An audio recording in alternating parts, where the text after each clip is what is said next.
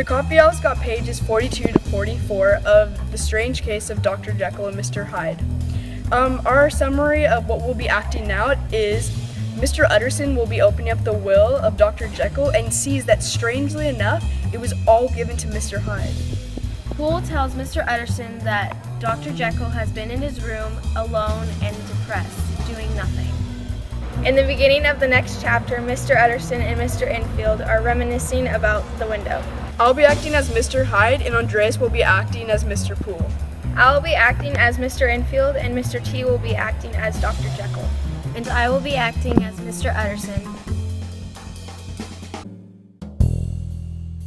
And then he condemned the fear as a disloyalty and broke the seal. Within there was another enclosure, likewise sealed, and upon the cover as not to be marked till the death or disappearance of Dr. Henry Jekyll.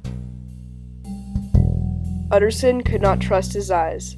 Yes, it was disappearance. Here again, as in the mad will which he had long ago restored to its author, here again were the idea of a disappearance and the name of Henry Jekyll bracketed.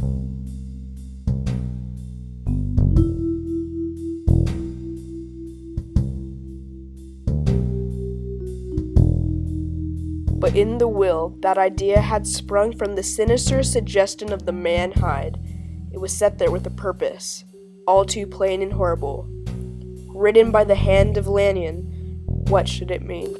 Poole had indeed no very pleasant news to communicate. The doctor, it appeared, now more than ever confined himself to the cabinet over the laboratory, where he would sometimes even sleep. He was out of the spirits. He had grown very silent. He did not read. It seemed as if he had something on his mind. Well, Enfield, that story's at an end at least. We shall never see more of Mr. Hyde. I hope not, said Utterson. Did I ever tell you that I once saw him and shared your feelings of repulsion?